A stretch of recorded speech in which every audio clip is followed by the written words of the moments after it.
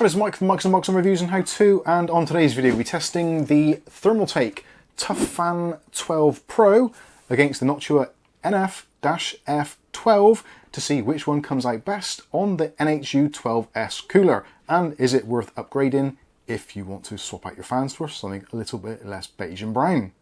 Keep watching to find out.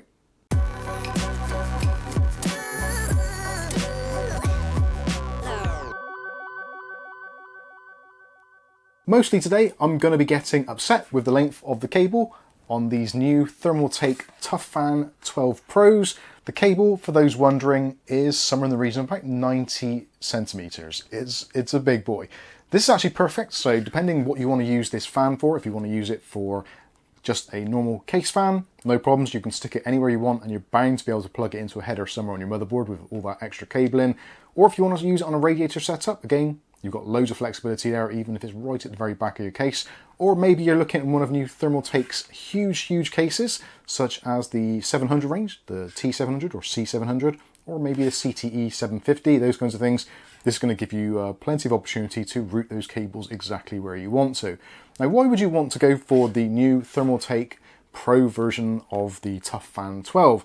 Well, there's a few reasons, one of which is the new hub. So it's got a new hub. This is their second generation thermal bearing, hydrodynamic bearing, and there's been various improvements made to it. The shaft is a little bit stronger, the actual housing is more beefy, and essentially it's just a refined version of their existing, already pretty good tough fans.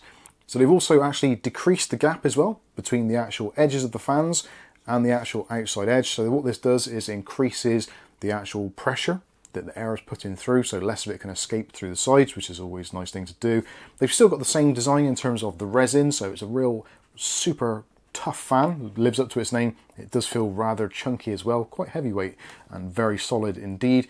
And also on the back, you've got minimal actual restrictions on the back, so you've only got 4 arms on there, so that's not going to give you that kind of horrible propeller sound that you get from some fans. More so recently, that seems to be a very common thing. A lot of manufacturers are doing it. Glad to say that Thermaltake have stepped away from that, which was excellent. When it comes to noise and vibration, they've got rubber dampeners, which are built in on all 4 corners, front and back, so that's always nice to see. When it comes to rotational speeds on this, you're looking at up to 2000 RPM. Lowest speeds recorded, I've got it down to about 350. It does say on the box 500, but potentially your mileage may vary depending on your motherboard. But yeah, very good PWM controller on here. The actual step up and step down is very good, very controlled.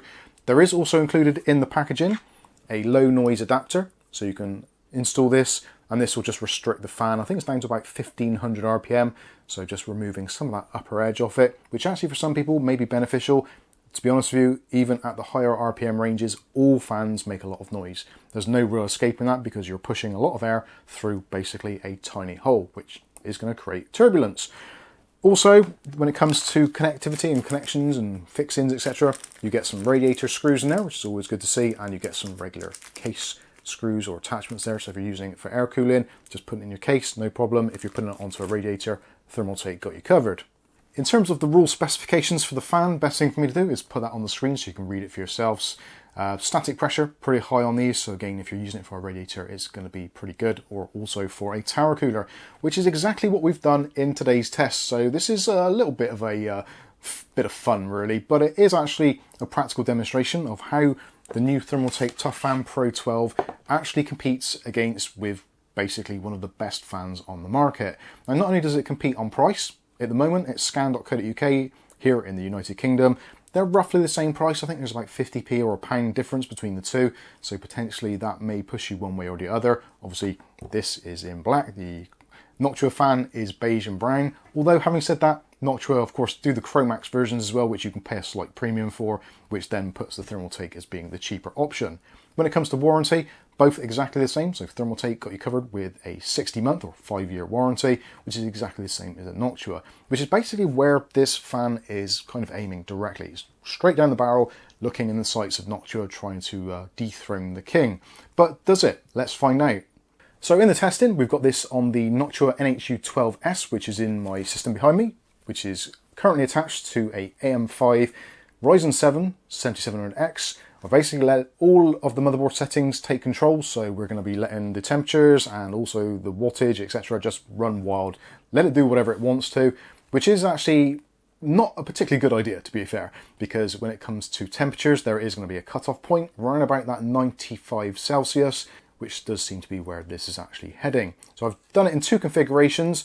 So I've done it in various options. I've done it with basically the lowest recorded temperature, so what you would expect to see in idle circumstances, and then we've done it in the maximum temps, and also I've tested with Cinebench, left that running for 3 minutes just to get a little bit of heat generated in there, and it did seem to max out actually very quickly, one of them more so than the other, as we'll see. I've got some footage for this. Whether or not I'm going to show you, I'm not too sure, because it is kind of boring, but you can get the general idea. So let's look at the actual temperatures themselves first of all. So when we're actually using the Thermaltake fan, we are looking at the lowest recorded temperature of 36.9 degrees Celsius. Now all of this, I should be saying, is in a 22 degrees Celsius room, so do take that as your delta. The highest recorded temperature, 95.4 degrees Celsius, and with our Cinebench score we came in at 19262, and in terms of wattage we actually consumed 145.45 watts as recorded as the highest used wattage.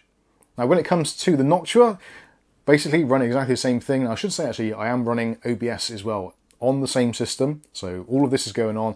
So the Cinebench numbers themselves, don't take them too seriously, but they are as kind of comparable as at all possible with the same processes running, etc, etc.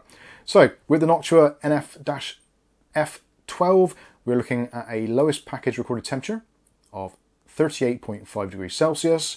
The highest recorded, 95.5. So when it comes to the lowest, we're almost 2 degrees cooler with the Thermaltake. When it comes to the highest recorded temperatures, there's basically nothing between them. It is kind of margin of error territory. When it becomes to 1/10 of a degree, you can basically call that a tie. Obviously, this is mostly down to the fact that the Ryzen, the way they work, is designed to reach that particular threshold, and that is it.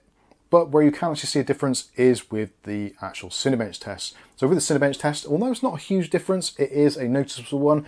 And I actually did manage to repeat this as well, so it always does roughly the same. We're looking somewhere between 150 and 100 points difference. With the Thermaltake fans, we've got 19262, and with the Noctuas, we've got 19165. So yeah, almost bang on 100 there.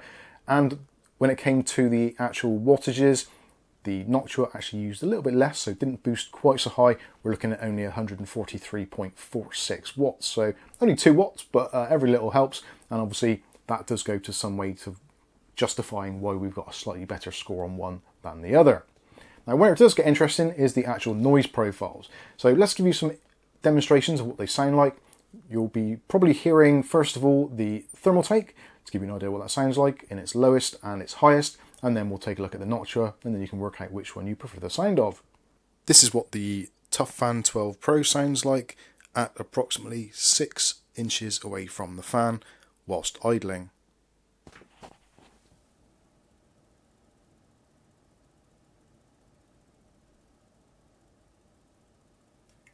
And trying to isolate the rest of the noises.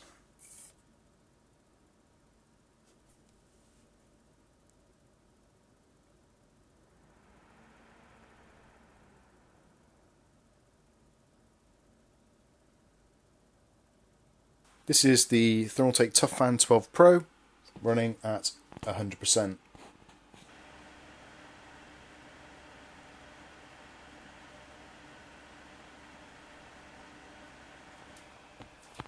To try and isolate some of that.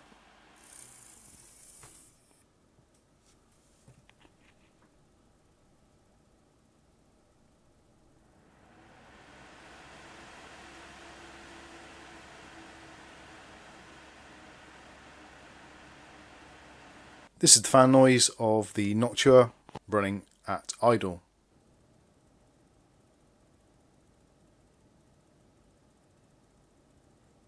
Try to isolate.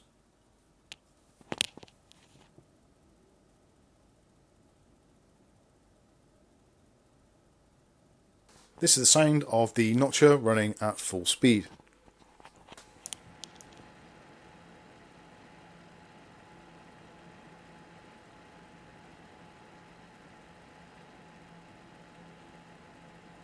Trying to isolate.